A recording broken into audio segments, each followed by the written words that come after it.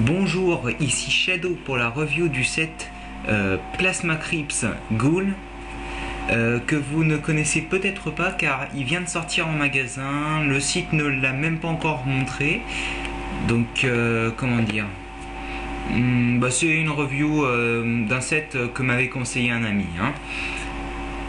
Enfin du moins c'est là, on m'a conseillé la review. Donc qu'est-ce que c'est? C'est un set plasma comme les dragons, comme les dinosaures aussi, et même comme les plasmatech, ces robots là qui avec le corps qui s'allumait. Et donc comment? Cette fois-ci c'est une gamme sur les monstres, les différents monstres des mythes comme le loup-garou, le vampire, à la sauce plasma. Donc celui-là c'est un squelette ailé. Et ça s'appelle une goule en fait. Et c'est tout. Donc qu'est-ce qu'on voit? On voit à l'avant la goule en elle-même sur le dessin, le symbole Plasma Crypts, le nom du set, les recommandations, tout ça, la boîte bien entendu à travers le plastique transparent du blister, le numéro de la série qui est le 7, hop là, le monstre en plastique, du moins l'image du monstre en plastique, son nom, ainsi que des informations sur lui. Qu'est-ce qu'on voit? Alors derrière, qu'est-ce qu'on a? On a les autres sets de la gamme. On a un loup-garou, une gargouille, un vampire, un zombie et une momie. D'ailleurs la momie et le zombie ont l'air apparemment de réutiliser les mêmes bras. Bon, enfin bon, ça c'est pas très grave, hein. Qu'est-ce qu'on a aussi? On a une carte, enfin c'est ce qu'ils appellent une carte, hein, parce que c'est un morceau de carton qu'on va découper. C'était mieux dans les dragons avec les cartes en métal et tout ça, dans les vieux dragons. Qu'est-ce qu'on a? On a sur cette carte on voit la boîte ouverte avec le couvercle posé, tout ça, ce qu'il y a dedans, la localisation du monstre qui est assez intéressante. Ça franchement c'est vraiment pas mal. On peut même s'amuser à apprendre un peu où est-ce qu'on peut trouver les monstres. Par exemple, on voyait que le vampire était en Transylvanie et tout, c'est assez sympa. Et donc, de nouveau, le nom et tout ça. Sur les côtés, pas très intéressant, hein. C'est des inscriptions. Donc, on va l'ouvrir, hein. Hop là, comme ça. Pour pas avoir trop de luminosité, j'essaie de prendre un espace restreint. Hop, on va ouvrir ça comme ça, de manière à pas abîmer la boîte. Hop, je mets ça comme ça. Je vais sortir la partie carte si je peux, parce que j'ai essayé de pas abîmer, hein, pour pouvoir ranger au pire. La carte, donc je vais vous la sortir quand même si j'y arrive.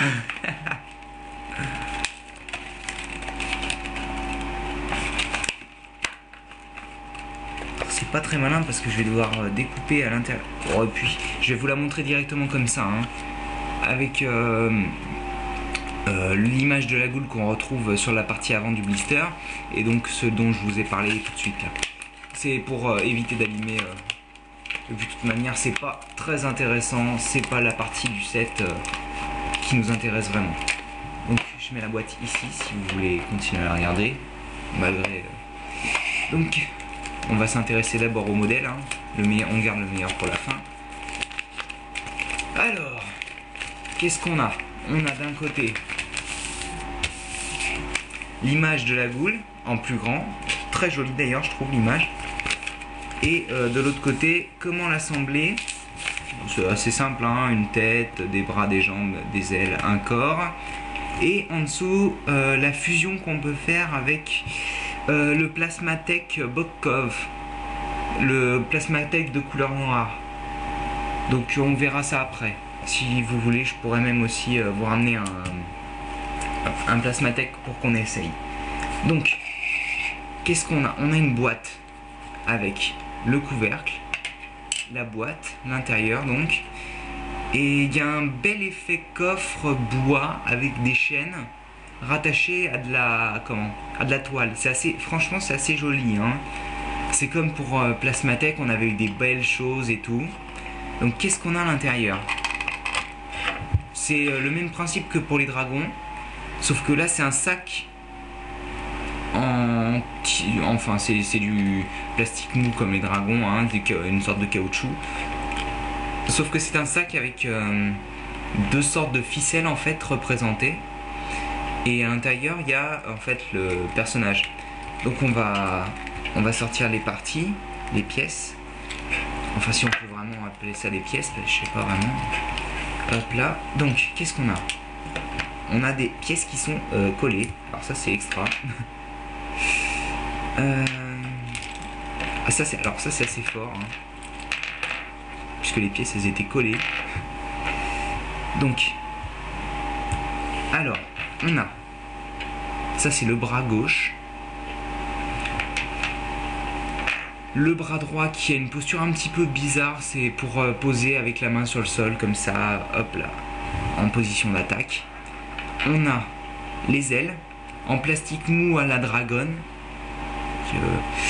Je pense pas que ce soit des ailes reprises vu la tronche que fait la partie d'attache. Qu'est-ce qu'on a? On a les jambes, hein. C'est deux jambes assez symétriques, je pense. Hop. Désolé pour la luminosité, c'est pas génial. On a un corps qui est attendez, je vais vous dire ça tout de suite, en partie troué à l'intérieur, hein, mais pas complètement, c'est juste creusé en fait. Très très sympa, je trouve. Et enfin la tête qui est une petite surprise puisqu'on peut ouvrir la bouche. Je suis très content de cela. C'est une bonne surprise. Donc on va construire ça, hein. Oh ça ira, hein, c'est pas trop dur. Pas besoin du modèle pour assembler un truc comme ça. Ce qui est bien avec ce modèle, c'est que selon si on retire ou pas les ailes, ça vous fait un squelette simple ou un squelette avec des ailes en fait. C'est assez sympa. On va dire que c'est plus polyvalent. Hop. Voilà. Et le dernier. Hop. Ensuite on met les ailes. Bon, les ailes, faudra leur donner la forme qu'il faut parce que comme elles sont repliées dans l'espèce de sac en plastique mou, voilà, ça donne ça un peu, donc il faudra les écarter un petit peu de manière à ce qu'elles prennent forme comme il faut. Alors qu'est-ce qu'on a au final? On a un squelette assez grand quand même, hein, puisque il fait la taille de ma paume à peu près, avec des belles couleurs, on va dire, puisque c'est les couleurs squelettiques, hein, un peu ravagées par le temps et la terre et tout ça. Pas vraiment respectueux au niveau des, comment dire, des proportions du corps humain, mais bon, ça c'est pas très important, hein, parce que bon, c'est quand même un univers assez fantastique, et bon, c'est pas très important de pas respecter les proportions. Et donc on peut le mettre en position d'attaque, on peut le faire s'envoler. C'est assez sympathique, hein. Hop, vous voyez. Je pense quand même que le fait que les jambes soient repliées, ça donne un effet un petit peu moins positionnable, on va dire. Mais on peut le faire ramper, ça c'est pas mal, hein. Vous voyez, ce qui est franchement le coup de la bouche qui s'ouvre, c'est vraiment pas mal, hein. J'aurais pas cru franchement, hein. On va mettre le sac à côté. Hop là, tout déchiré, hein, en dessous. Enfin c'est fait exprès, hein, c'est pas moi. Avec normalement la partie qui devrait s'ouvrir, les ficelles, plein de trous, ça c'est sympa. La boîte donc qui se referme et le couvercle tient assez bien. Donc ça permet de transporter le squelette. Une fois que vous l'avez bien utilisé, vous le rangez, vous défaites les pièces et c'est bon. Alors, maintenant, qu'est-ce qu'on peut dire? Une petite comparaison par rapport au dragon Megablock Plasma. Voilà. Alors ça c'est le dragon qu'on avait dans le pack exclusif Toys R Us, mais c'est pas très important de le savoir. Donc, qu'est-ce qu'on a? Le dragon, il est plus recroquevillé sur lui-même et il est plus fort, on va dire, il a plus de volume. Alors que le squelette c'est plus squelettique, hein, c'est logique. Mais oui, c'est vrai que le dragon fait plus gros, on va dire, même si le squelette est plus grand. Parce que quand on le met position un peu plus debout, il est largement plus grand avec ses ailes. Hein. Enfin, largement, j'exagère. Pour la comparaison avec un plasma, j'en ai pas sous la main, donc on évitera. Mais ça marche pareil. Hein. De toute manière, les articulations sont identiques. C'est pour ça qu'on peut faire des fusions, par exemple. Et voilà la comparaison à un soldat méga bloc. Donc on a le soldat qui fait cette taille-là. C'est une taille basique donc.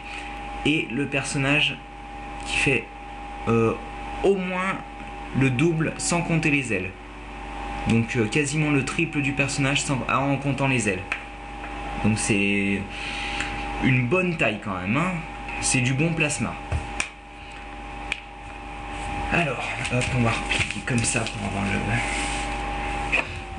On va faire comme sur le... avec le sac qui dépasse.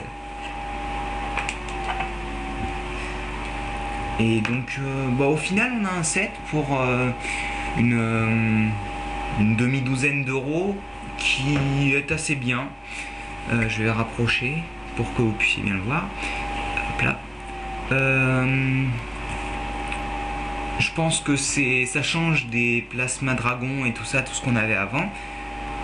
Écoutez, hein, la diversité, ça fait du bien des fois. Hein. Et puis, franchement, vu que les détails n'ont pas été bâclés, c'est pourquoi pas. Hein. Ceux qui aiment, ils prennent. Ceux qui aiment pas, voilà, ils prennent pas, c'est tout. Hein. Enfin, reste que c'est assez sympa. Hein. Voilà, c'était Shadow. Et puis, je vous dis à bientôt pour une nouvelle review. Allez, à plus!